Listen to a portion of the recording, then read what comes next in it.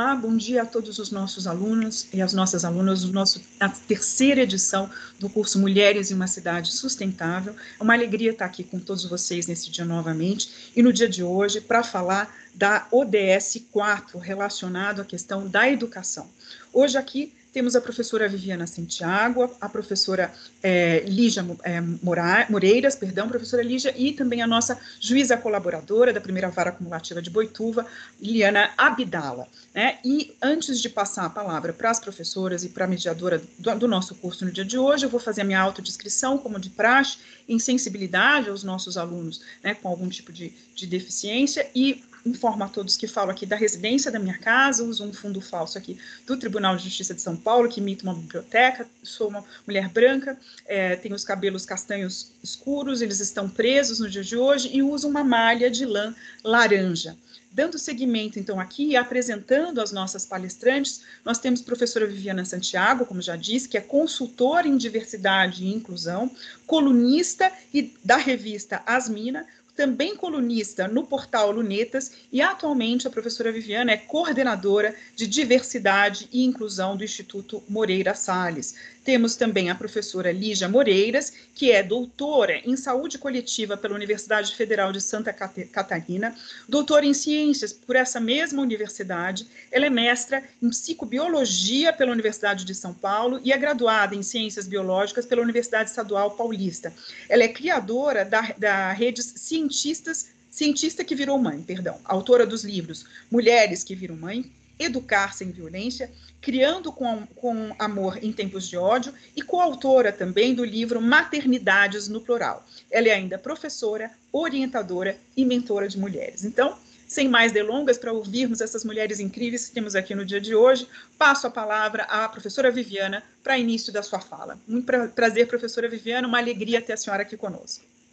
Muito prazer, Rafaela. Que bom podermos estar em contato. Bom dia para todas as pessoas que estão nos acompanhando hoje. É uma alegria, né, poder estar aqui com vocês. Eu sou Viviana Santiago, eu sou uma mulher negra de cabelos curtos, estou usando uma roupa preta e um kimono listrado por cima, com algumas estampas verdes e marrons, predominantemente marrom. Eu uso óculos, né, um óculos redondo, de aro redondo, preto, e um batom cor-de-rosa. É uma alegria para mim estar aqui com vocês, para a gente pensar um pouco, né, os desafios dessa Agenda ODS, de como a gente consegue, né, implementar a Agenda ODS no espírito de não deixar ninguém para trás e pensar especificamente, né, dentro da perspectiva da educação, pensar a educação de meninas e mulheres, né, e trazendo para dialogar com a gente o contexto da pandemia. A Agenda ODS é uma agenda que, para mim, é muito cara, embora as pessoas elas costumem, né, fazer algumas críticas sobre algumas coisas que ficaram fora dessa agenda. Para mim, considerar um consenso, né, um grande consenso global, e na perspectiva de aterrissar a agenda para dentro dos países, né, é onde existe a nossa maior oportunidade, que é de a gente trazer aquela cor local. Eu costumo dizer que nós tivemos a oportunidade, temos cotidianamente, de tropicalizar os ODS, né? Trazer os ODS para o nosso contexto, e mais do que isso, racializar os ODS. A Agenda ODS ela deixa para trás, né, uma oportunidade de trazer a questão racial para frente, assim como ela fez com a questão de gênero. A gente tem aí uma falta da Agenda ODS, mas a gente consegue, no aterrissar da Agenda ODS para dentro do contexto do nosso país, né, trazer a questão racial para frente. Por que eu trago isso? Porque pensar qualquer ODS no contexto do Brasil e não fazer uma articulação de raça, de classe e de gênero é significativamente deixar muita gente para trás. Porque, historicamente, quem são as pessoas que são deixadas para trás? Quando a gente pensa no mote de elaboração da Agenda ODS, não deixar ninguém para trás, a gente se pergunta, e quem é que fica para trás aqui no Brasil? Quem fica para trás aqui no Brasil, historicamente, são as pessoas negras, são as mulheres e são as crianças. Então, pensar essa agenda e não fazê-lo desde uma perspectiva interseccional literalmente correr o risco de não implementá-la de verdade, né? Então, eu também faço parte do grupo de trabalho da sociedade civil para o monitoramento da Agenda 2030 aqui no Brasil, que é o grupo que é responsável pela elaboração do relatório Luz, que é o relatório alternativo que a sociedade brasileira apresenta em relação à implementação da Agenda ODS. E o que a gente tem visto? Né? Eu faço parte do grupo de trabalho desde o começo do grupo de trabalho, desde a transição da Agenda ODM para a Agenda ODS, e a gente vem vendo reiteradamente a importância de trabalhar, né, os indicadores desde uma perspectiva desagregada, para que a gente possa ter uma percepção de que aqui no Brasil a gente não consegue, a gente não tem conseguido implementar, né, a política pública da mesma forma para todas as pessoas. Né? Eu acabei de facilitar um workshop sobre interseccionalidade para a CEPAL, e a gente discutia exatamente isso, como a CEPAL vai cumprir o seu mandato, principalmente nas políticas, né, e as políticas de cuidado que têm aparecido para a CEPAL agora, se não trouxer para dialogar esse conceito de interseccionalidade que a Agenda ODS tenta e consegue articular muito bem, né, desde uma perspectiva, por exemplo, de classe e de gênero. A gente consegue perceber isso. E aí, pensar nesse sentido traz para a gente a urgência do conceito de interseccionalidade para analisar os indicadores e metas da Agenda ODS, e especificamente quando a gente pensa na questão de educação, essa é uma das maneiras mais eficazes da gente evidenciar para quem a política pública está chegando, quem vem acessando os seus direitos aqui no Brasil. E aí eu lembro que quando, na emergência da Agenda ODS, o primeiro seminário de avaliação da implementação total da Agenda ODM e para a chegada dos ODS, né, como é que nós recebíamos, então, a Agenda ODS, eu lembro com muita nitidez, né, de assistir reiterados seminários que traziam, né, da implementação da Agenda ODM no Brasil e do sucesso, né, que foi a Agenda ODM, como que o Brasil conseguiu alcançar os indicadores e metas. Mas qual não era a nossa surpresa quando nós desagregávamos aqueles dados e nós percebíamos que, desde uma perspectiva racial, a despeito de todo o avanço que nós havíamos conseguido, por exemplo, em relação à saúde, em relação à educação, em relação à renda, quando nós desagregávamos, os indicadores das pessoas negras eram os indicadores de 10 anos atrás, e os indicadores das pessoas indígenas eram de 30 anos atrás, ou seja, a política pública não estava sendo implementada e alcançando todas as pessoas da mesma maneira. Quando a gente pensa em educação no Brasil, essa é uma provocação que a gente deve se fazer o tempo inteiro. Né? A gente saiu, obviamente, da perspectiva de pensar, né, aqueles grandes desafios que nós vimos na década de 80, por exemplo, quando nós vimos aquelas reportagens sempre, e aí eu entreguei minha idade, não foi? Falando na década de 80, bem millennial. E aí, pensando essa década de 80, pensar aquelas reportagens que nós víamos, né, de famílias que dormiam às portas das escolas públicas para conseguir uma vaga para suas filhas e seus filhos. Eu lembro de ter passado minha infância assistindo essas reportagens, de famílias que às vezes levavam lanche, comida, porque não ia ter vaga para todo mundo. Então, se naquele momento o nosso desafio na educação era um desafio em relação ao acesso, hoje a gente sabe que a gente avançou. Nós temos significativos avanços no Brasil em relação ao acesso. Mas aí a gente pergunta, será que todo mundo está nesse mesmo lugar? Se a gente traz para dialogar com a gente a questão etária, a gente já vai perceber que esse acesso, que a gente costuma dizer para todo mundo, que no Brasil a questão não é mais acesso, não é bem assim. E a educação infantil? E a creche? Será que a gente tem creche para todo mundo? Será que a gente tem educação infantil para todas as crianças? A gente sabe que não.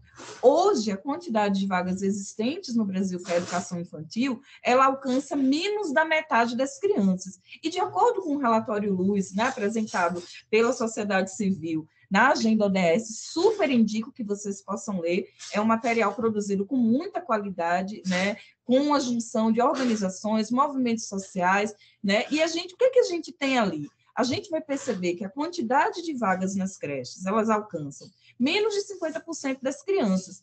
E a gente tem uma maioria de crianças brancas matriculadas nessas creches. O que é que significa dizer? Que além de não ter escola para todo mundo, não ter creche para todo mundo, as crianças negras, elas são mais afetadas ainda por essa falta de creche. Quando a gente pensa, por outro lado, isso para tentar fazer uma articulação entre a educação e a situação do nosso país, a gente vai ver que 80% das pessoas que são estudantes de EJA, de Educação de Jovens Adultos, são pessoas negras. Olha que interessante a gente perceber. A gente não consegue alcançar as pessoas negras no começo das suas vidas, e o que é que acontece com ela de um processo em que elas vão sendo alijadas do seu direito à educação durante toda a sua trajetória, elas são a maioria que precisam fazer a educação depois, em curto tempo. E a gente vai perceber que, quando a gente está falando de acesso, a gente ainda tem 1% de crianças no Brasil que estão fora de escola. 1%, algumas pessoas podem dizer que é muito pouco, mas 1% num país como o Brasil são milhares e milhares, centenas de milhares de crianças que estão fora da escola.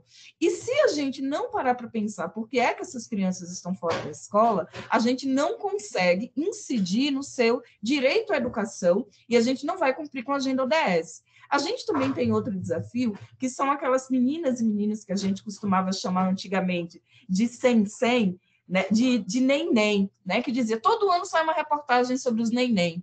Nem estudam nem trabalham. E a gente nunca consegue parar para pensar o quanto de moral, né, de julgamento moral tem nesse argumento, né, de nem estuda e nem trabalha. Aí basta passar uma reportagem, né, que a gente assista sobre os nem, que no outro dia a gente vai ver todo mundo na rua falando, tá vendo? É uma juventude vadia, nem estuda nem trabalha, tá aí, ó, reivindicando, fazendo bagunça, mas nem estuda nem trabalha. A UNFPA usa um termo que eu adotei há muitos anos, né, de dizer que não é nem, é sem estudo e sem trabalho. E se a gente for pensar, embora as meninas sejam a maioria, né, na trajetória escolar ao longo de todo o percurso escolar no Brasil, as meninas, elas são mais de 35% dos sem. Sabe por quê? Porque elas estão grávidas, elas têm bebezinhos pequenos, ou elas estão casadas. O fenômeno da gravidez na adolescência, do casamento infantil, se entrecruzando para produzir o afastamento das meninas da escola. E outros, né? Pensar, por exemplo, a ausência de políticas públicas de creche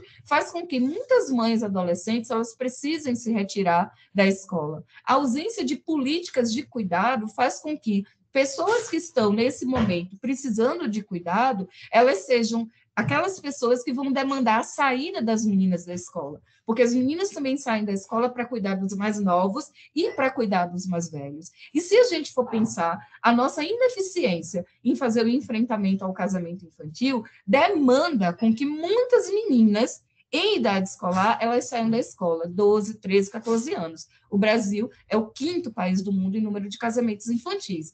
E isso sem a gente parar para pensar o impacto da pandemia. Eu também sou sócia de Guelé 10, o Instituto da Mulher Negra, e em Guelé 10 nós produzimos o relatório O Impacto da Pandemia na Educação das Meninas Negras. E aí sim, a gente pode dizer, como Sueli Carneiro sempre comenta, que as meninas negras, elas são as últimas da fila depois de ninguém, porque a maneira como a pandemia incidiu no direito à educação dessas meninas, porque a gente tem toda uma demanda para a transformação desse estudo agora num estudo online, num país que a gente tem um significativo gap de acesso à internet, aquelas pessoas que estão desconectadas. Ao mesmo tempo, a gente não tem acesso ao celular. As famílias, quem são essas meninas que são as últimas da fila depois de ninguém na educação na pandemia? São aquelas meninas que fazem parte das famílias mais pobres, das famílias que foram sobrecarregadas e foram impactadas da maneira mais violenta na pandemia, pelo desemprego, pela ausência de renda. E essas meninas, quando na família havia celular,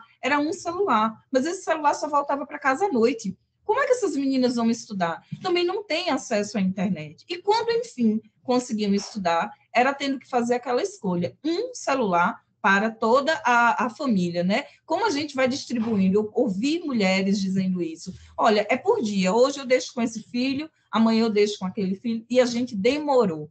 Enquanto país, nós demoramos muito para pensar em estratégias. E, ao mesmo tempo, e o relatório US vai apontar isso também, em plena pandemia, com todo esse impacto de exclusão, de saída de escola, os níveis de evasão que foram vistos no ano passado e que foram vistos esse ano, foram os maiores riscos, foram os níveis maiores da história. E o que acontece? A gente tem o orçamento do MEC não sendo executado. a gente devolveu mais da metade do orçamento do MEC, ou seja, a gente precisa fazer uma análise orçamentária e acompanhar a implementação orçamentária. E a gente também não tem, nessa perspectiva, os mesmos resultados desde uma perspectiva racial. O relatório Luz também vai apontar, e os estudos que foram, o estudo produzido pelo GLE10, Educação de Meninas Negras na Pandemia, vão apontar que crianças brancas e negras, meninos e meninas, não estão aprendendo da mesma forma. As meninas negras são aquelas que aprendem menos. E isso como? Entrecruze das questões físicas e das questões estruturais, ou seja, não tem internet, não tem acesso ao celular, com outras questões, seja o racismo presente no ambiente escolar e nas práticas pedagógicas. As meninas negras eram as que menos abriam suas câmeras, por exemplo, né? E a gente vai entendendo, quando abre a câmera, esse cabelo, essa cara, esse nariz. Então, o impacto do racismo nesse processo, na incidência na sua autoestima, incidindo sobre a educação, e também o seu baixo desempenho, por conta de toda essa dinâmica racista que está presente nas escolas e que deixa o que hoje nós chamamos em educação, essas meninas numa situação de um estresse tóxico. Como uma criança negra enfrenta o racismo na escola durante todo esse dia é equivalente à mesma vivência, né, de um soldado veterano de guerra aí com PTSD, né, com um transtorno de estresse pós-traumático. É o mesmo nível de energia, tipo, esperando um xingamento, esperando uma ameaça, esperando uma brincadeira que vai me machucar, e a criança gasta todo esse tempo nesse processo, e esse tempo que deveria estar envolvido em sua aprendizagem. Então, o que a Agenda ODS ensina para a gente é que, se a gente quiser uma educação de qualidade, a gente precisa posicionar as questões de gênero na educação, a gente precisa posicionar a questão racial no Brasil, e a gente continua não implementando a Lei 10.639, que estabelece o ensino de história afro-brasileira e africana. A gente também não implementa a Lei 11.645 de 2004, que vai estabelecer o ensino de história indígena. Então, sistematicamente, a gente não cria uma escola para todas as pessoas, porque é uma escola que, vocês com certeza vão se lembrar, até hoje a gente estuda uma coisa chamada História Geral, mas que, na verdade, é História Branca Europeia, porque a História Geral a gente deveria estudar a Ásia, a gente deveria estudar os povos originários das Américas, deveria estudar a África, deveria estudar tudo isso, e isso incide na capacidade de aprendizagem de alunas e alunos. A gente também tem um problema muito grande na perspectiva estrutural. Todo o processo de esvaziamento de educação para o campo, todo o processo de esvaziamento de uma pedagogia de alternância, que faz com que a gente tenha elevados níveis de evasão numa perspectiva também territorial no Brasil, e que isso só se resolve quando a gente tem uma pedagogia centrada no sujeito. Mas quando a gente tem uma perspectiva globalizante e universalizante, que acha que todas as pessoas acessam a educação do mesmo jeito, a gente sistematicamente deixa muita gente para trás. O nosso desafio é a gente voltar, desagregar dado, levantar informações também a partir do território, para que a gente possa identificar quais são os marcadores sociais a serem considerados para fazer uma análise da implementação dessa política, e, definitivamente, a gente precisa ampliar a quantidade de vagas de educação infantil, de creche no Brasil, porque isso incide sobre o processo de permanência de meninas e mulheres na escola e na educação. A gente também precisa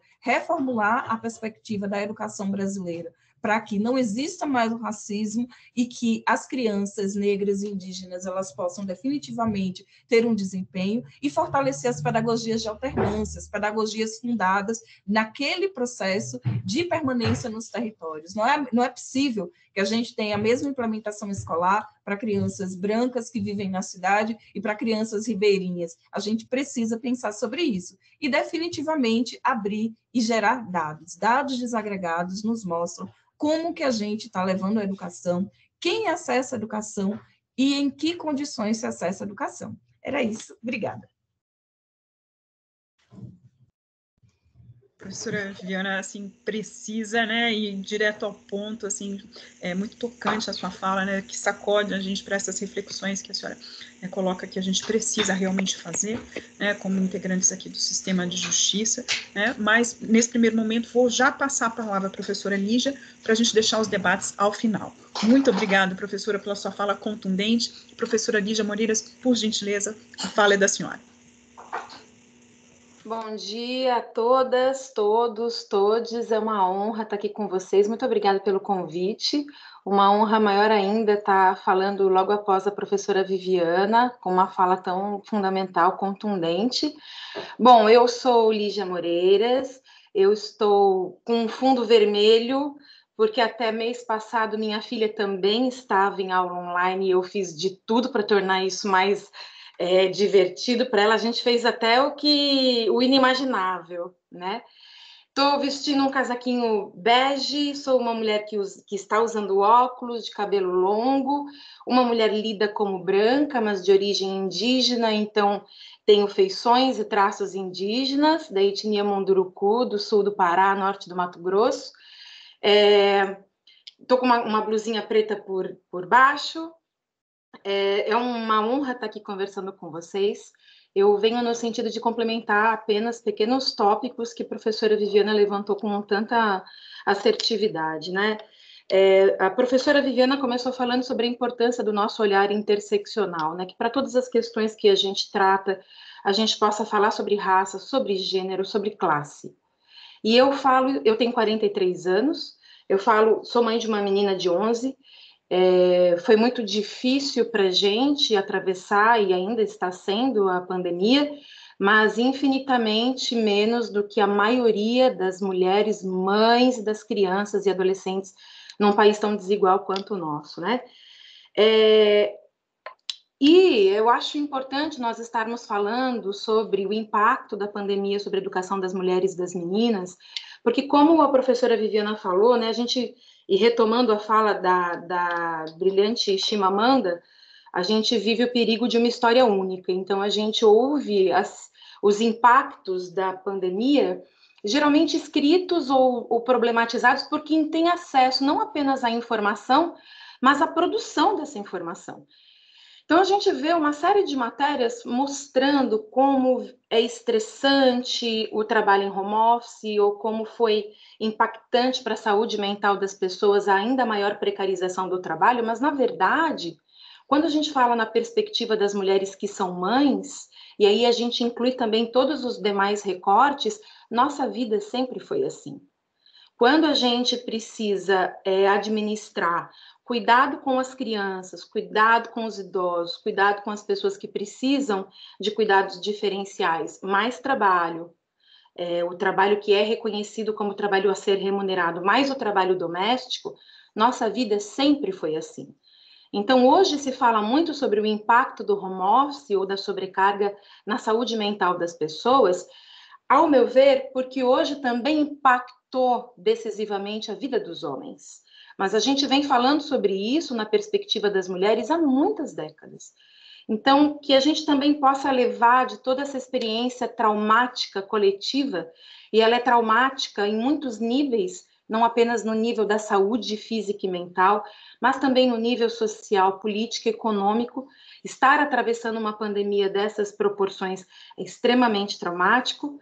A gente está esperando agora, para nós que trabalhamos na área da saúde, a pandemia pós-pandemia, que é da dimensão da saúde mental, porque até agora todos nós, todas e todos nós estamos lutando para sobreviver a um vírus que ainda é muito pouco conhecido. A partir de agora, com o avanço da vacinação, com a reabertura, com a chegada da vacinação para as crianças também, estamos aguardando agora em novembro, dezembro, a qualquer momento, a aprovação da vacinação para as crianças entre 5 e 11 anos. Então, tudo isso trouxe um impacto para nós, a nossa saúde mental, que a gente não consegue mensurar. A gente vai começar a observar agora. A gente já observou, muitas de nós que cuidamos de crianças, já estamos observando o impacto de tudo isso na ressocialização das crianças. Então, tudo isso é impactante para todos nós, todas nós, todos nós, mas com os devidos recortes é mais impactante para algumas pessoas em detrimento de outras, né? Eu quero mencionar uma frase que foi dita por Evelyn Regner, que é presidente da Comissão dos Direitos das Mulheres e da Igualdade de Gênero do Parlamento Europeu, e ela disse o seguinte: a pandemia tornou claro que essa crise é uma crise das mulheres.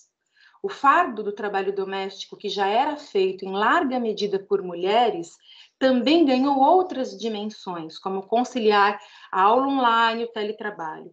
E no mercado de trabalho eram e são as mulheres as combatentes da sociedade que estão na linha de frente. 75% dos empregos com relevância sistêmica são levados a cabo por mulheres de hospitais, lares, professoras, funcionárias de limpeza, enfim. Então, essa é uma crise que atingiu como linha de frente as mulheres.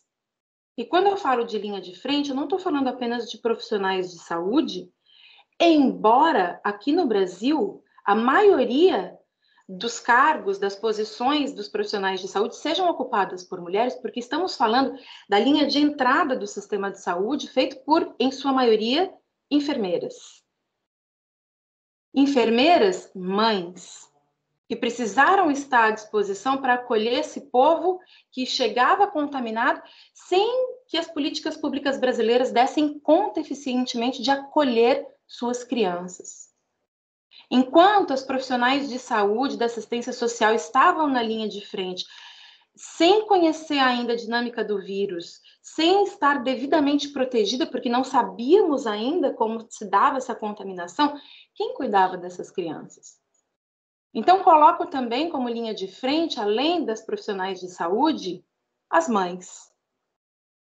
Sempre gosto de fazer uma pergunta que é: o que teria acontecido com todos nós, enquanto sociedade, se as mães não estivessem cuidando das crianças durante mais de 1 ano e meio em que as instituições de ensino ficaram fechadas aqui no Brasil?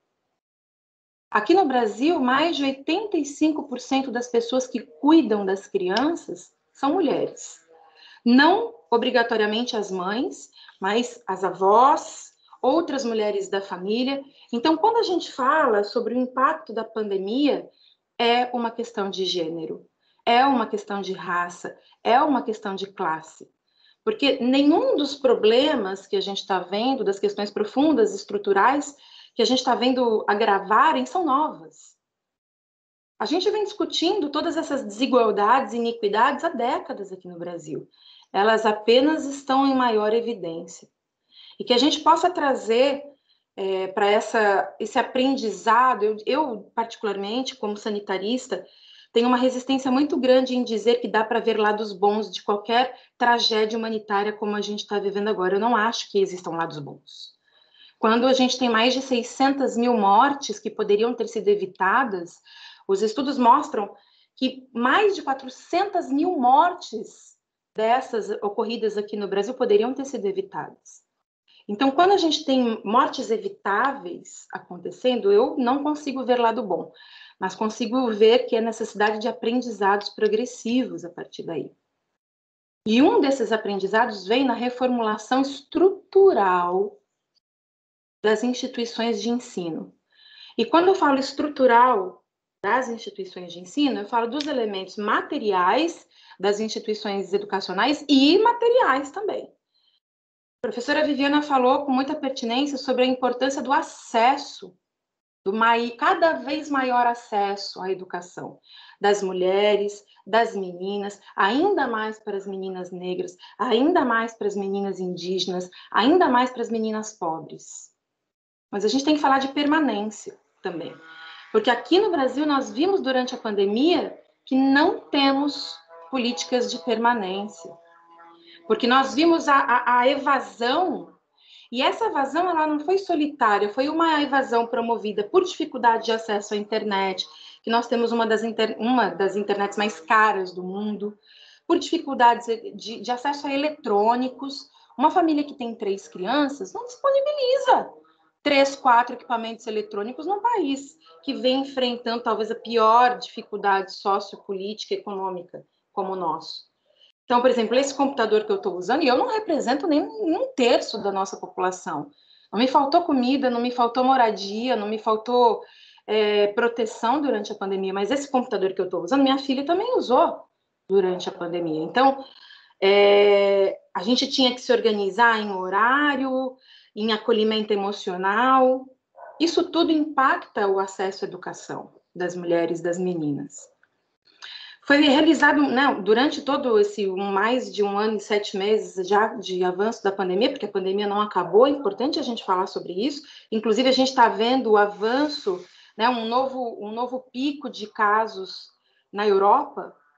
Nós vimos agora a Áustria decretando um lockdown para não vacinados, para tentar segurar novamente, né, essa onda. A gente viu a Alemanha, está vendo agora durante essa semana a possibilidade de um lockdown na Alemanha também. Não acabou, a gente está enfrentando ainda.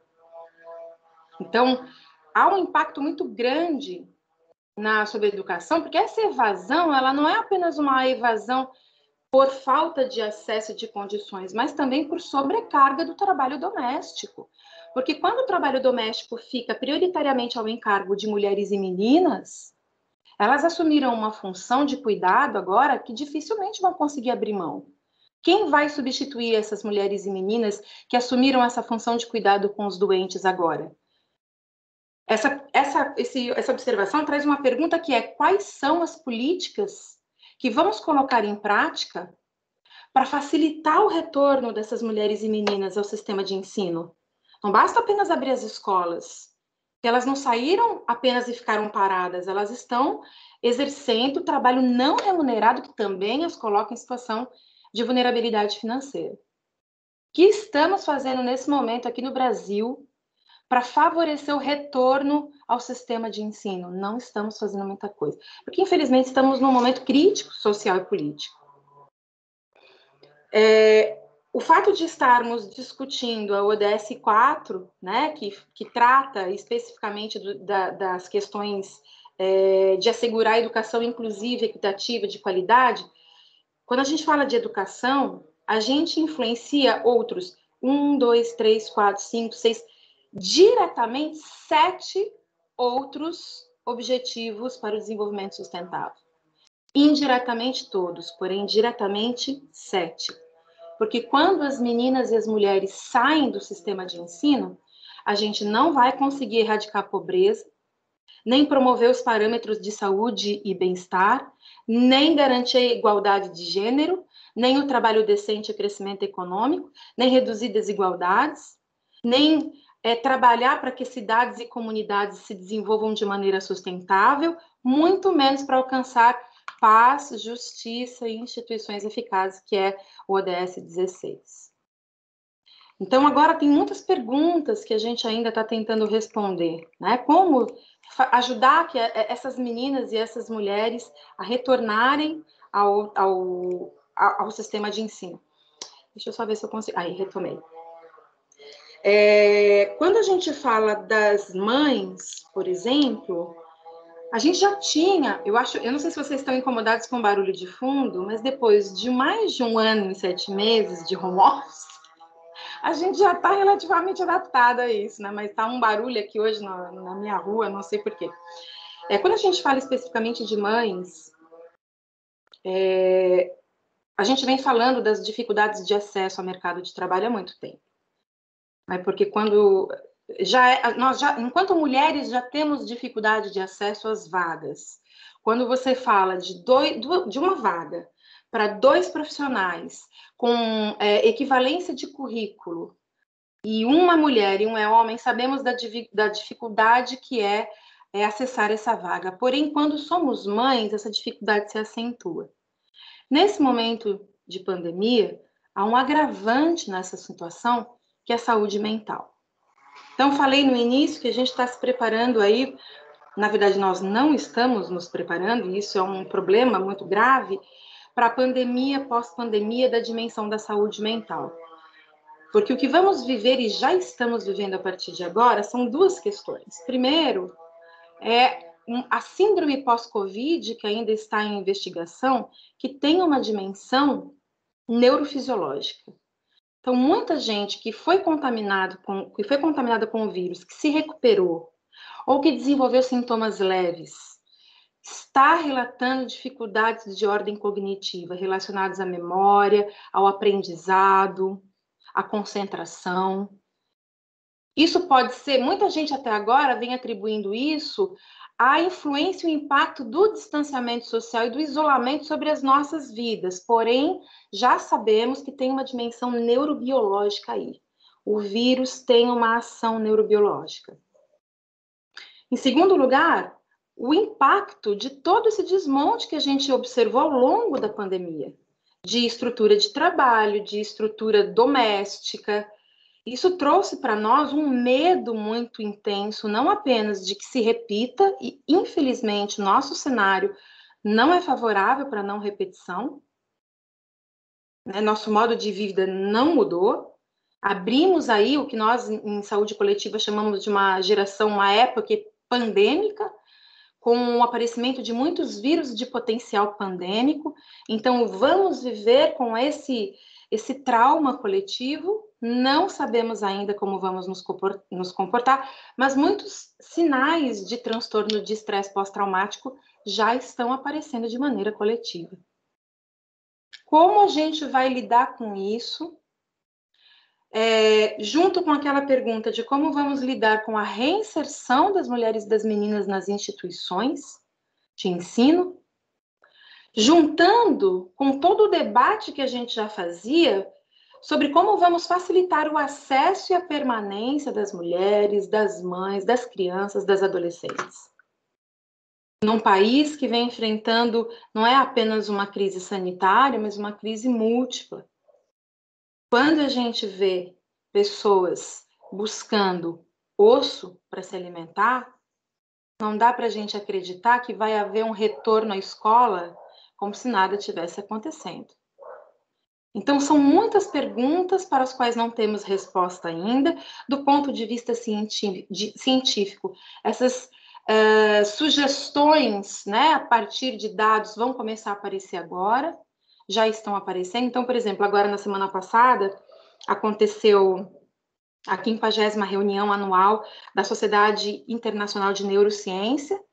Nesse encontro, que acontece todo ano, mas o ano passado não aconteceu, e esse ano aconteceu online, e muitos relatórios foram apresentados sobre o impacto à saúde mental, saúde neurobiológica das pessoas. E quando a gente fala, né, como nós falamos no início, que todas essas análises precisam ter um recorte de raça e de classe, tudo isso que vem sendo apresentado como impacto da pandemia, quando a gente fala de mulheres e meninas negras, de mulheres e meninas indígenas, de mulheres e meninas pobres da periferia, isso se intensifica.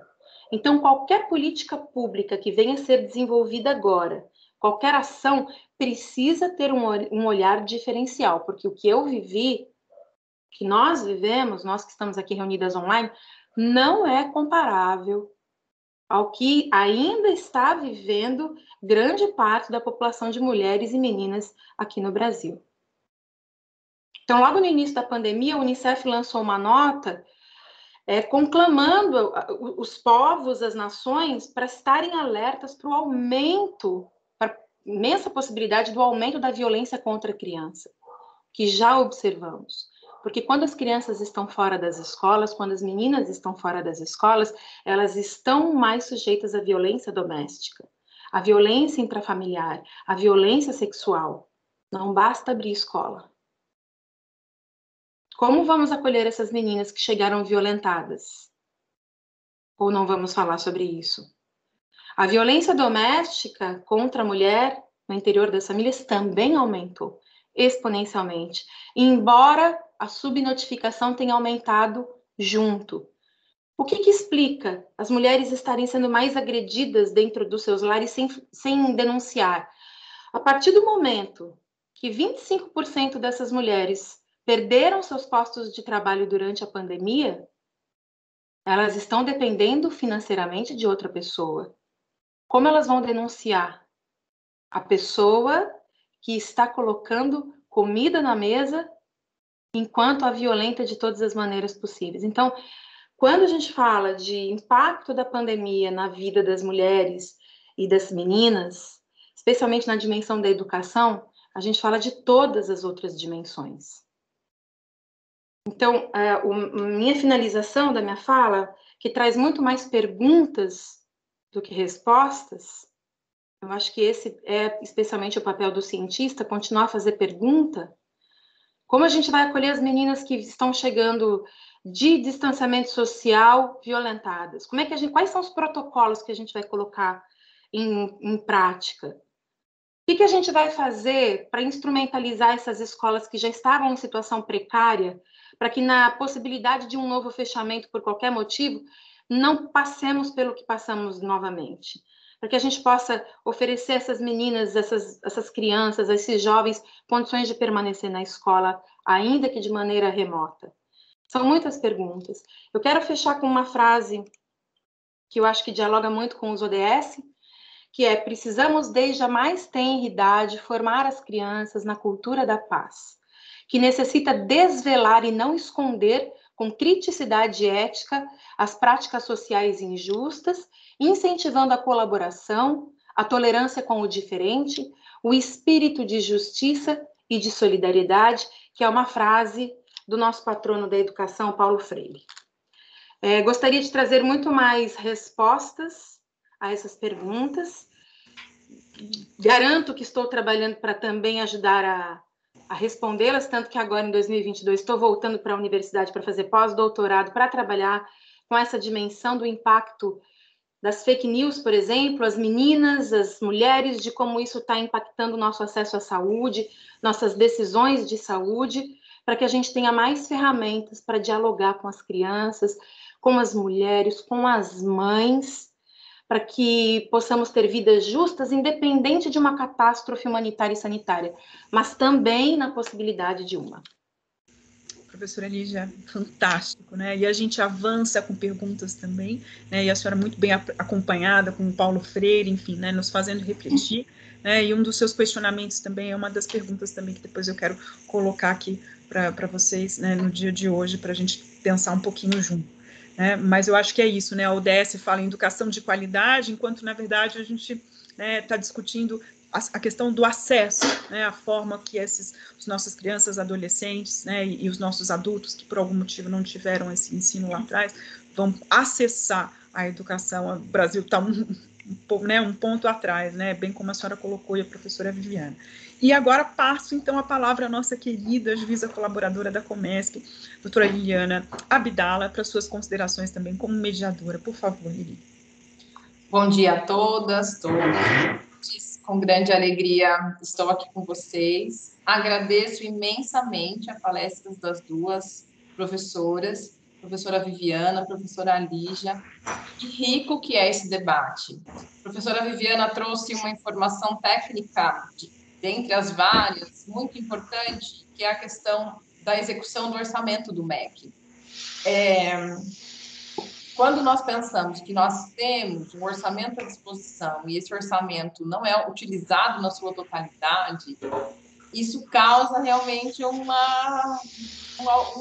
inconformismo grande, não é?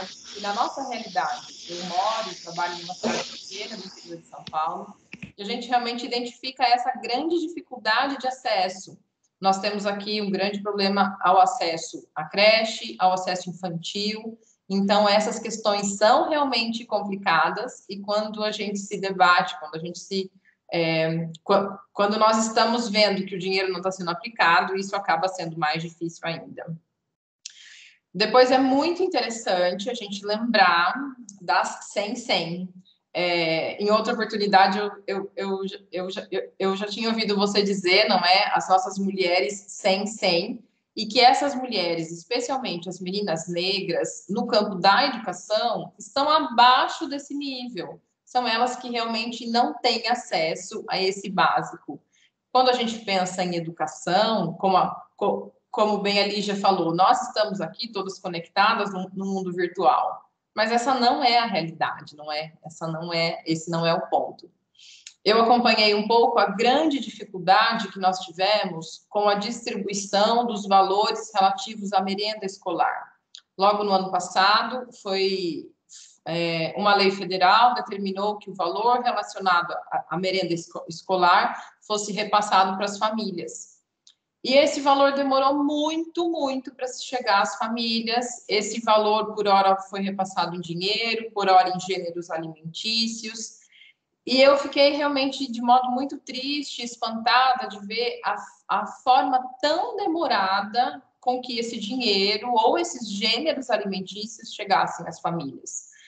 Na minha cidade, eu tive a oportunidade de ver a forma como foi feito e o quão doloroso foi ver que essa verba demorou meses para ser repassada, e quando foi repassada, a comunidade não foi consultada, as mães, não podiam ter sido questionadas, olha, aqui na nossa comunidade, qual é o melhor ponto, como é que isso podia ter sido feito. E depois, enquanto mãe de uma menina de 9 anos, fiquei muito entristecida de ver o debate em torno da vacina em relação aos professores, e, de novo, essa demora. E isso demonstra a prioridade que a nossa sociedade dá à educação e aos professores. Enquanto em outros países, os professores, o número de vacinas, o número de disponibilidade, e os professores já foram colocados em primeira mão, aqui não foi bem isso que aconteceu, não é? E especialmente a falta de condição para os professores retornarem à escola. Então, nós já tínhamos diversas informações sobre a pandemia, o distanciamento, salas alejadas e outras questões técnicas, não é? E as escolas e realmente os nossos governantes já ficaram aguardando, mas aguardando o quê, não é? Então, essa morosidade vem impactando até hoje nessas questões. Depois, um ponto bastante interessante que afeta o meu trabalho, o meu cotidiano. Durante a pandemia foi possível observar, eu ainda não tenho dados estatísticos, mas observar um crescente número de cobrança de pensão alimentícia. E esse número tem diretamente relação com a crise econômica que nós estamos. Mas um ponto bastante dificultoso foi que, no início da pandemia, nós não tínhamos ainda tantas informações do vírus, de transmissão, e um ponto firme foi a recomendação do CNJ de não encarceramento. E a nossa grande dificuldade é estarmos numa sociedade extremamente punitivista, em que o encarceramento dos homens que deixam de pagar pensão alimentícia acaba sendo uma pressão significativa e uma fonte de coerção de grande valia. Quando nós, em cumprimento à recomendação do CNJ, eu, enquanto juíza, deixei de decretar essas prisões, foi muito doloroso ver automaticamente um aumento dos débitos de pensão alimentícia. Não tenho estatística, a gente não conseguiu levantar números ainda, quem sabe no futuro, depois olhando para trás, a gente consiga identificar. Mas o quanto eu chamo a atenção para esse ponto, porque nós temos aqui a OAB, a Defensoria, e o quanto esse ponto precisa ser falado, não é? Porque nós temos, de um lado, uma mulher que, em regra, é a cuidadora dos filhos, e de outro lado, aquele homem que é o devedor da pensão alimentícia. E eu ainda tenho muita dificuldade em transmitir para aqueles que fazem os advogados, que são os defensores, não é? Os advogados que atuam em prol desses homens, essa responsabilidade do pagamento da pensão alimentícia. E isso se relaciona diretamente com a escola, não é? Então, se eu tenho uma família, uma mulher, mãe solo, mãe sozinha, com várias crianças, e que não recebe essa pensão alimentícia, ou nós temos agora os valores muito diminuídos durante a pandemia, o impacto disso é diretamente na escola. Então, são também perguntas. Recentemente já veio uma nova determinação do CNJ, recomendando, não é, que, ciente de que a prisão é um argumento ainda importante para a prisão, de que realmente cada juiz reavaliasse isso e voltasse a decretar a prisão, não é? Então, já tem um tempinho aqui que a gente está retomando, não é, a decretação de prisão, e como a nossa sociedade enfrenta essas mazelas, não é? Porque é realmente sobre o manto da prisão que é um ponto a mais para essa responsabilidade ser cumprida. Então, eram essas as minhas considerações. Eu agradeço muito as duas. E eu já ponho um ponto de pergunta para a doutora Lígia. Eu aponto aqui que no nosso chat nós temos diversas manifestações, diversos elogios às duas palestrantes, da profundidade e da importância de trazerem esses temas. Mas eu pergunto para a professora Lígia em relação às crianças, às mães e a vacina para as crianças que deve vir aí. Como nós podemos contribuir com essa campanha de vacinação, porque há uma grande resistência em alguns setores em relação às crianças. E a senhora, enquanto cientista que tem acompanhado, não é na linha de frente, o como isso pode repercutir e o como nós podemos ser uma voz para que, quando venha essa aprovação, que em breve deve vir, não é? Nós já temos os órgãos internacionais que já aprovaram algumas vacinas, então isso chegará aqui. Então, levanto um ponto para a professora Lígia e depois nós temos outras questões. Bom, acho uma pergunta fundamental essa, porque... Mas eu quero começar com um lado bom da coisa, gente, porque nós estamos num momento tão duro, tão difícil, né? De tanto avanço de coisas que haviam sido erradicadas, com o Brasil de novo no mapa da fome e tudo mais, que eu acho que a gente pode começar por coisas boas, porque o ruim a gente já sabe. A coisa boa é que, a despeito de todo o negacionismo e obscurantismo, e aqui eu falo especificamente do ponto científico, que é a minha área, né, de questionamentos de coisas que já estavam postas, como importantes para a nossa vida em sociedade, os pactos que a gente faz entre nós de assegurarmos a saúde uns dos outros, umas das outras, é o seguinte: a despeito de todo esse movimento em contrário às evidências científicas, nós temos, neste momento, mais de 80% da população brasileira vacinada com a primeira dose. E estamos batendo 60% da população vacinada com as duas. Para um país de dimensão continental, com a quantidade de gente que tem, o nosso povo, estar indo vacinar é uma vitória sanitária. É uma vitória. E só não aumentou esse número de 60% ainda porque a gente tem aquele intervalo entre as doses. Então, veja, isso é uma vitória que a gente deve ao SUS, à luta pelo SUS ao longo dos últimos 30 anos. É uma vitória que a gente deve ao Zé Gotinha.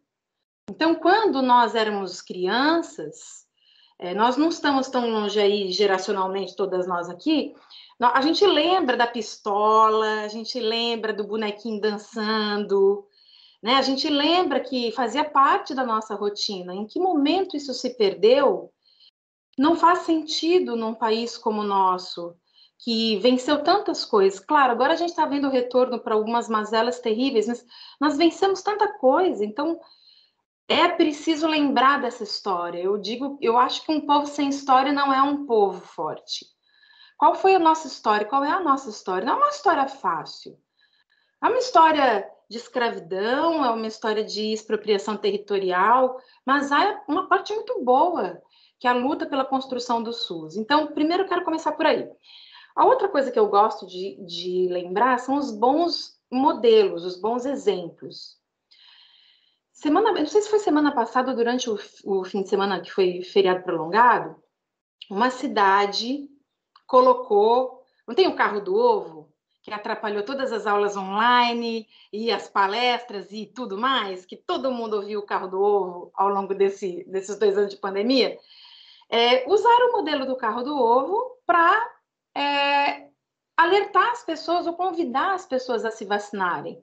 Então, é uma cidade, depois eu posso até trazer essa informação, que agora me escapou, pegaram uma ambulância, um carro do SAMU, equiparam, lá tem as profissionais de saúde e uma pessoa passando nas ruas com um alto-falante: pessoal, vamos nos vacinar, estamos conseguindo erradicar, porque é inegável, gente, que o número de internações caiu radicalmente, o número de mortes caiu radicalmente.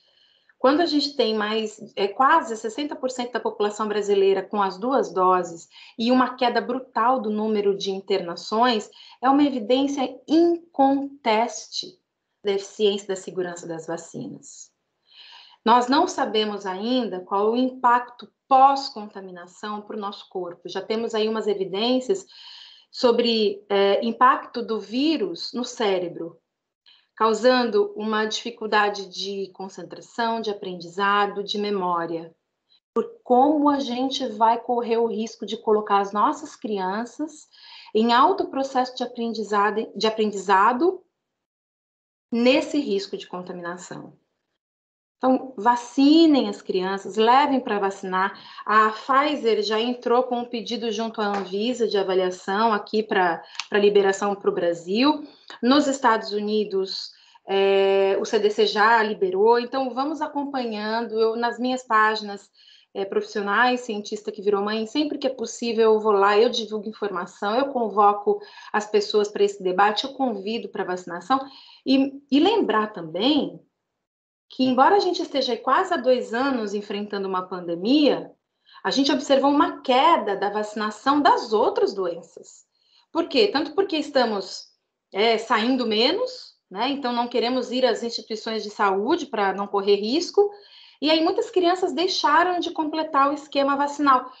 Dirijam seus postos de saúde, as equipes estão muito bem preparadas, inclusive na dimensão do acolhimento humano, porque entendem que todo mundo está em situação de sofrimento, não nos cabe julgamento de por que a mãe não levou durante a pandemia.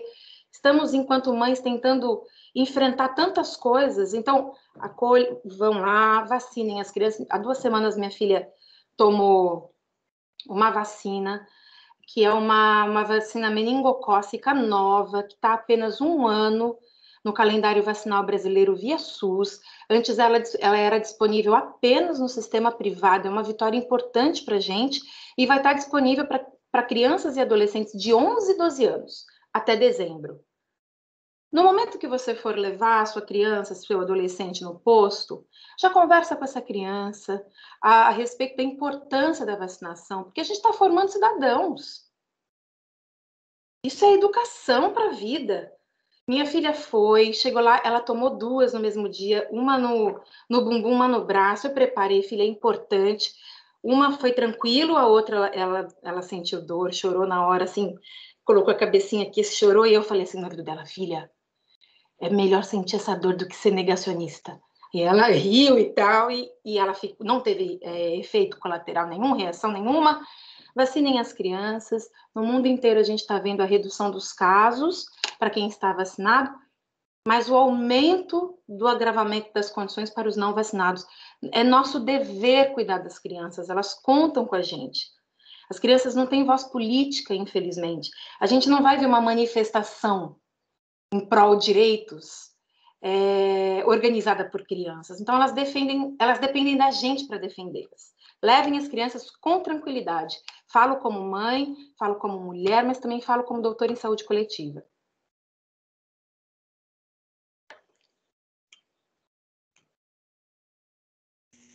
Muito obrigada, professora Lígia. Obrigada, Lili, né, também pelos seus comentários, trazendo a questão da merenda.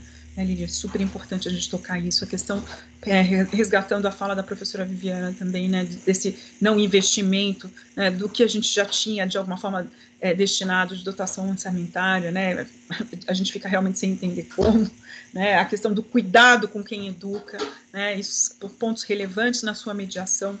Agradeço mesmo em nome da coordenadoria a sua fala, sempre muito rica, né, e sempre trazendo também esse olhar de quem atua no direito, mas também quem é mãe, e que tem uma filha, né, em formação, né, se formando a partir da educação que o nosso país oferece. Agradeço de coração mesmo também em nome das minhas colegas Tereza e Dani, né, e da nossa coordenadora, desembargadora Rachid. Como a Lili já mencionou, professora Lígia e professora Viviane, temos uma série de elogios aqui no chat, vou atualizar vocês aqui agora sobre isso. Na verdade, a nossa aluna Vanessa Atayama, né, coloca até, acho que na fala em referência à fala da professora Viviana, coloca o seguinte, né, ela, além das jovens brasileiras saírem da escola cedo pela gravidez, no futuro serão mães solteiras que são arrimos de família em mais de 50% das famílias do nosso país, né? Ela conta que isso, inclusive, teria acontecido com a mãe dela na década de 80, que largou a escola para trabalhar após a primeira gravidez aos 17 anos e que só foi, né, professora Lígia, professora Viviana, só foi concluir os estudos a partir do EJA 10 anos depois. E aí ela fala que, infelizmente, poucas coisas mudaram em 30 anos nesse aspecto, né? A Giovânia Batista. Rafaela, eu queria pedir permissão à doutora Liliana e à Lígia para fazer umas considerações agora. Claro. Aqui no prédio coisas do home office, né? Claro. Que a gente vai precisar desligar a energia, porque aconteceu alguma coisa aqui que vai precisar desligar. Perfeito. Então, se fosse possível, para eu... Claro que é possível, por favor, professora Viviana.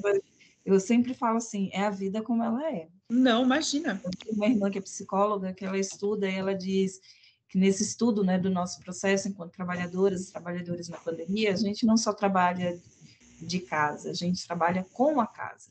Todas essas dinâmicas da casa, elas vão atravessando e também sendo impactadas, né? Sim. Mas eu queria dizer, assim, que é muito importante que a gente conquiste a capacidade de incidir, né, na maneira como as políticas públicas vêm sendo executadas, né? A gente é um país que a gente tem pouquíssima noção de direito, né? Aquelas pessoas que são as pessoas mais pobres, elas não sabem que tem, e aquelas pessoas que são as pessoas mais privilegiadas, elas não conseguem perceber direito, elas percebem apenas o seu campo de privilégio.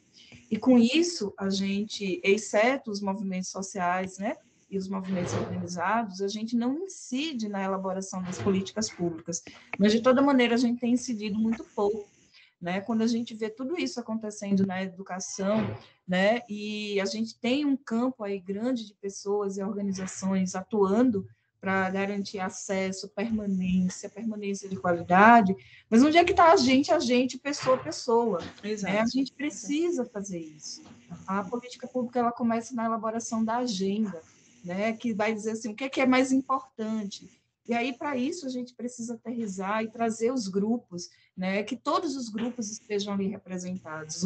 O MEC, no ano passado, teve um dos menores orçamentos de todos os tempos, ainda assim não executou, e a gente precisa estar aí nesse processo. Né? A pandemia, ela trouxe, né, um aumento dos casos de abuso sexual, de exploração sexual, tudo entrecruzando pobreza, raça e classe.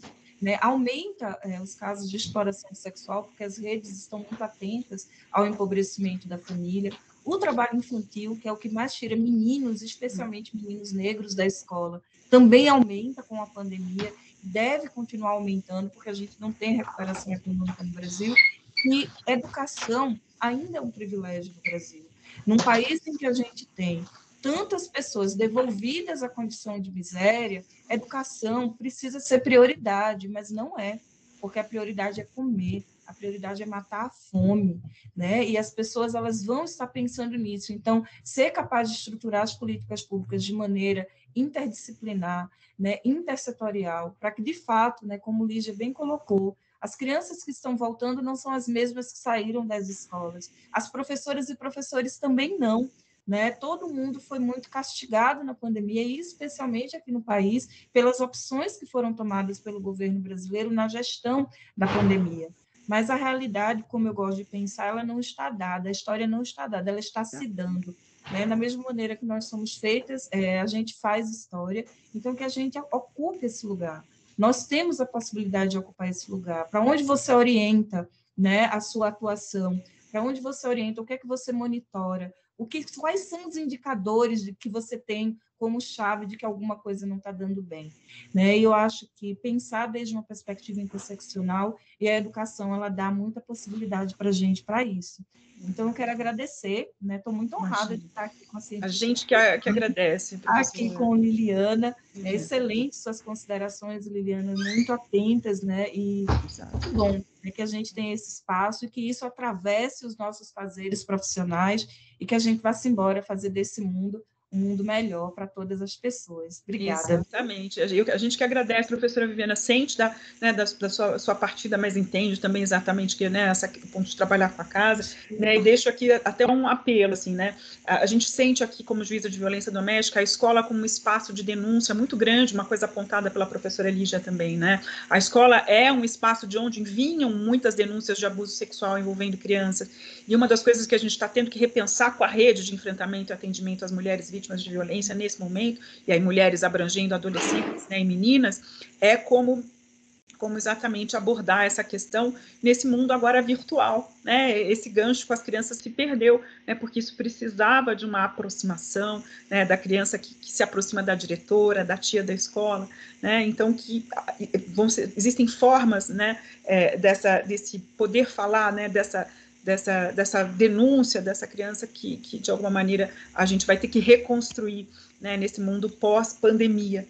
Né? Eu não sei, a professora Lígia mencionou também que tinha um horário limítrofe para participação, né, professora Lígia? Até por conta de um outro evento. É isso, né, professora Lígia? Até às 11h20? Porém, temos minutinhos aí para bater um papo, caso tenhamos perguntas. Perfeito, temos sim. Na verdade, temos uma muito interessante até da nossa coordenadora do NUDEM, a Paula, que é representante aqui da Defensoria, a Paula Santana, deixou uma pergunta que eu acho que é muito interessante, né, ouvir a sua perspectiva, tanto quanto cientista, quanto mãe.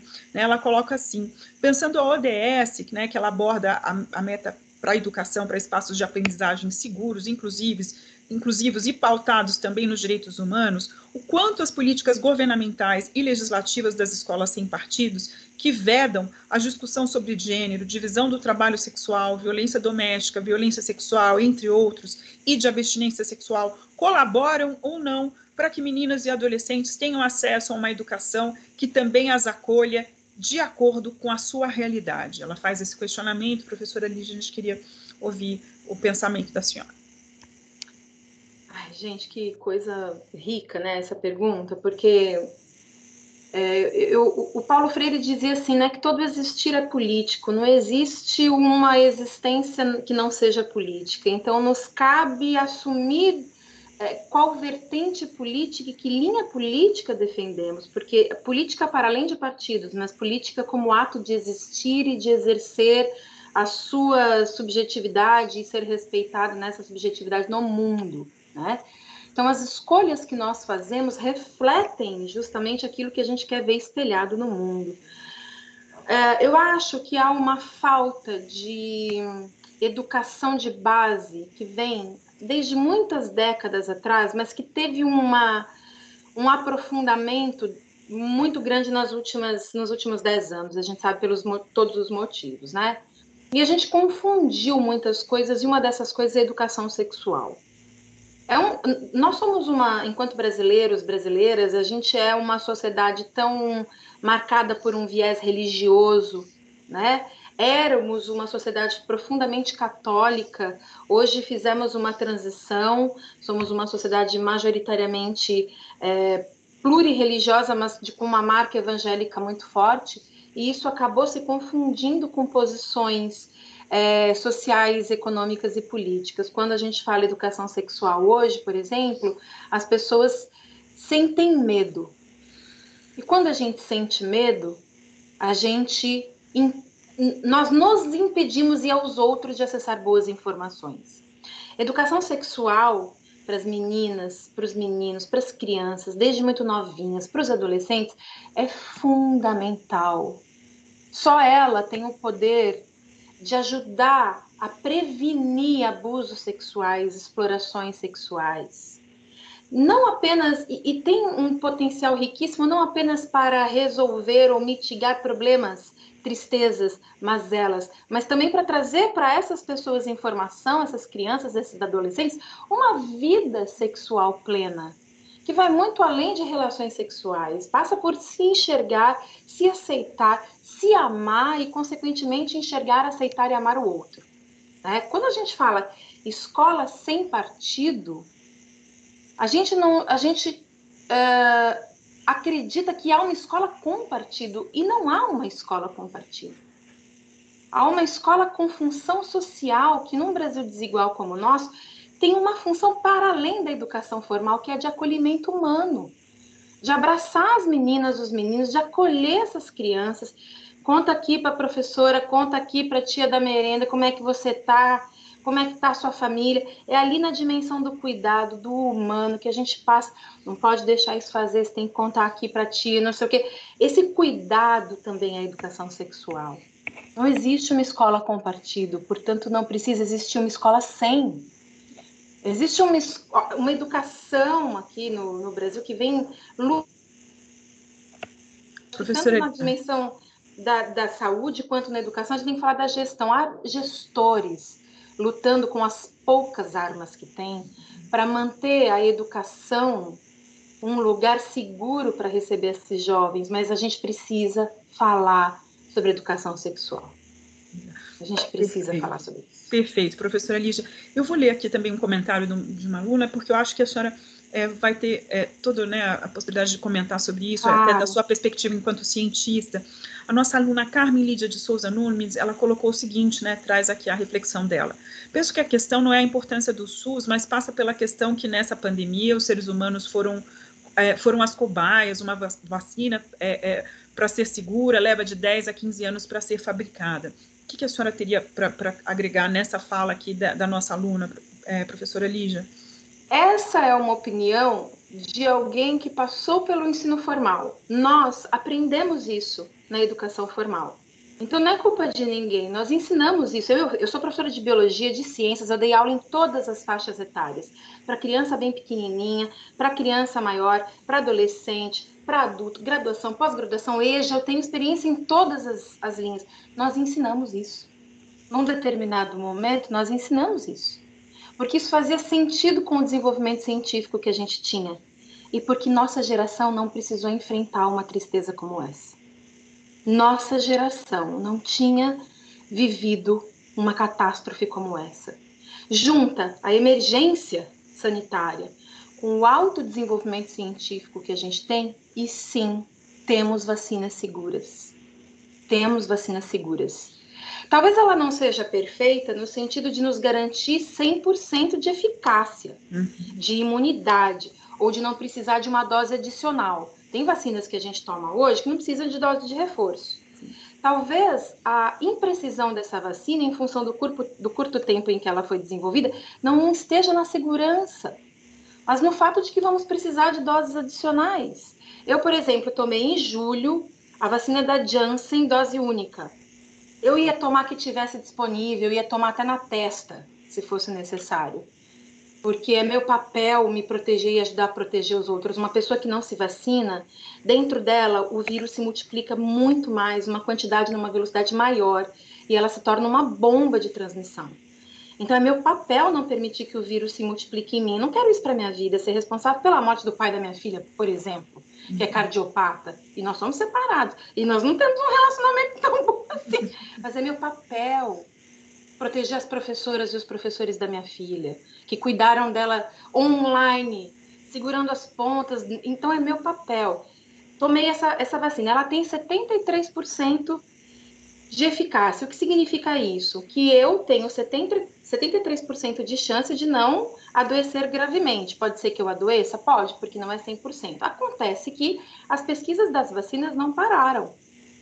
E a Janssen já descobriu que essa mesma vacina, com uma dose adicional, bate 97% de eficiência. Vou tomar? Vou. E provavelmente eu não preciso tomar mais. Então, esse curto tempo em que elas foram desenvolvidas não está associado à segurança. Pelo contrário, a gente está vendo que quem está morrendo agora é que não está se vacinando. Se você tinha essa opinião, faz parte, porque a educação também nos ensinou isso, mas também podemos mudar de opinião, com base no que a gente está observando agora, de pessoas que estão protegidas, que estão adoecendo, mas não estão precisando de internação. E os idosos estão pegando agora Covid, porque ela está aí, o vírus está aí, e estão resistindo bem. A gente está vendo na Áustria, na Alemanha, as pessoas não vacinadas morrendo. Ah, mas eu pensava assim, pode mudar de opinião. Você observa o entorno, se sente segura, manda pergunta, manda dúvida. As pesquisas não pararam, mas não no sentido de segurança, no sentido de que a gente não precise tomar mais, que a gente tome e fique imune. Faz sentido com o avanço científico. A gente tem aparato científico para muito mais, gente, para muito mais. A gente consegue ver o cérebro consumindo oxigênio em tempo real. A gente consegue desenvolver uma vacina em tempo recorde. Lembrando que esses cientistas não foram para casa dormir. Muitos deles se mudaram para os laboratórios. Então, não, é um tempo que, se a gente for pegar todo o tempo de 10 anos, condensar no foco para o desenvolvimento de uma pesquisa, dá o tempo que a gente se dedicou agora. Então, vacinem-se, não há problemas, não há perigo. Perigo há neste momento de agravamento da doença, e estamos vendo que quem está internando é quem está sem vacinação ou quem estava com uma saúde muito debilitada, com condições prévias. Tá? Então, eu não culpabilizo as pessoas pelas informações que elas recebem, porque nós ensinamos isso. Um exemplo, quando começou a pandemia, a gente ouvia a seguinte frase: temos que ficar em casa para o achatamento da curva. Ouvimos? Ouvimos, professora Lígia. Opa, estão ouvindo? Sim, professora Lígia, agora a senhora voltou, mas foi era uma das frases mais repetidas, inclusive na mídia, né, com relação à questão da não propalação do Mas vírus. Isso chega na população, chega no nosso povo com zero significado, que ninguém sabe o que é achatamento da curva. O que significa isso? Então, antes de tudo, a gente tem que fazer um trabalho de popularização da ciência, porque é muito bonito falar achatamento da curva, mas não leva para o nosso povo que precisa levar. Gente, precisa ficar em casa para que o número de leitos que a gente tem no hospital consiga acolher todo mundo que está doente. Fica um pouco em casa, porque assim trata todo mundo, esses se recuperam e chega mais gente, isso é achatamento da curva. Mas agora a gente tem novos aprendizados. É o que eu disse, eu não vejo pontos positivos numa tragédia como essa, mas vejo que a gente precisa aprender. E um desses aprendizados é olhar para o nosso currículo de ciências e ver tudo que a gente pode atualizar para empoderar essas pessoas, para que elas entendam que levamos 10 anos para desenvolver uma vacina, mas agora conseguimos desenvolver em 1. Já é uma informação nova de livro-texto. Uma outra coisa que a gente tem que atualizar é as tecnologias de produção vacinal. Que bom que a gente desenvolveu. Que bom, senão a gente estava morrendo até agora que nem mosca. Então, vamos... E outra coisa, trabalhar com popularização da ciência. É muito bonito todo mundo falar, porque eu sou doutor fulano, doutor ciclano. Não... Esqueçam os títulos, se coloquem junto com a população, tirando as dúvidas, porque quem paga a ciência no Brasil é o povo. É o dinheiro público, é imposto, não são instituições privadas. Então, nós devemos resultados para o povo. Então, só que o ambiente acadêmico ele é muito egóico, né? Muito egocêntrico, doutores, professores, não sei o quê. Então, se coloquem lado a lado com a população, façam esse trabalho de popularização, respondam essas perguntas. Mas estamos sendo cobaias? Não estamos sendo cobaias. Já tivemos cobaias animais, tá? Infelizmente, a gente ainda não conseguiu eliminar toda a pesquisa de base animal, mas não são os humanos. Os humanos estão sendo salvos pelas vacinas, como todas as demais vacinas que erradicaram tantas outras doenças aqui no Brasil e que espero que não retornem, porque a gente já tem que lidar com o retorno da fome. Então, vamos fazer a nossa parte no que for possível. Perfeito, professor Lígia, né? E rever aí a questão da educação de qualidade também, no tocante, né, não só a construção da ciência, mas para que as nossas crianças, né, que a ciência fica mais palatável para elas e que a gente possa ter mais cientistas no futuro. Nossa, não é isso? Porque com certeza. A gente tem muitas cabeças maravilhosas aqui nesse país, a gente inclusive exporta excelentes cientistas, né, e que eles possam ficar aqui, é isso que eu desejo para nós. Na verdade, a gente não exporta excelentes cientistas. Não, professora? A gente expulsa. Porque nós estamos com poucas políticas de incentivo à ciência, então a gente tem que ir embora para fazer ciência. É verdade, né? Mas a gente vai retomar isso. Eu tenho fé também, tenho fé e tenho esperança, né? Também tem. Não sei se a doutora Tereza quer falar algumas palavras finais, se a Lili também quer falar alguma palavra de encerramento, porque infelizmente em função, né, do nosso horário aqui das nossas conferencistas, né, e do problema, né, enfim, técnico da professora Viviana, hoje a gente vai, para nossa tristeza, né, encerrar nosso dia de aula um pouquinho mais cedo, né, mas eu acho que, como disse a doutora Tereza aqui para mim nas nossas trocas de mensagem no WhatsApp, a nossa finalidade com esse curso de Mulheres em uma Cidade Sustentável é muito mais de instigar, né, do que efetivamente a gente trazer resposta, e hoje, mais do que nunca, eu tenho certeza que a gente atingiu esse objetivo. Né? Então, passo aqui a palavra à doutora Tereza Cristina Cabral para as considerações finais dela. Por favor. Só agradecer, conseguem me ouvir? Conseguem me ver? Sim? Enfim, bom dia a todas, a todos. Só agradecer a presença, contribuições. Lígia, pena que não tive a oportunidade de falar a mesma coisa para a Viviana. Muitas reflexões super importantes. Como adiantou a Rafaela, é deixar essa vontade de outras aulas, outras reflexões, outras abordagens que possam nos trazer oportunidade futura. E lembrar, não sei se Lígia, gostaria de falar mais alguma coisa para o encerramento da fala? Eu quero agradecer muito o convite, quero agradecer também as pessoas que estão interessadas em saber um pouco mais sobre ciência nesse momento. Quero agradecer quem está indo se vacinar, porque está garantindo não só a sua sobrevivência, mas a das demais pessoas, especialmente das que estão morrendo mais. Quero convocar as pessoas para a vacinação das crianças, que está batendo na porta. Até janeiro, no máximo, a gente vai estar vacinando os pequenininhos, e eu acho que é um momento da gente retomar a festa da vacinação que existia quando eu era criança, por exemplo, na década de 80. Então, e dizer assim que nós cientistas temos mais perguntas do que respostas, mas quando a gente tem respostas, elas são relativamente seguras. Num país como o nosso, de tanta desigualdade, é tão difícil uma mulher se tornar cientista. Quando ela se torna, vamos dar ouvido a essas mulheres todas que estão aí. E a nossa ciência no combate à Covid-19 no Brasil tem uma cara de mulher. E mulher está muito preocupada com cuidado, compulsoriamente, em função dos papéis de gênero. Mas nós estamos tentando cuidar da população. Então, quando a gente fala, vamos vacinar, a gente fala enquanto mulher, enquanto mãe, enquanto profissional, para que a gente possa superar essa dor coletiva que está acontecendo, que não é só educacional, esbarra em todos os ODS. Para quem quiser acompanhar o meu trabalho, eu também faço esse trabalho de divulgação científica, de apoio e acolhimento às mães.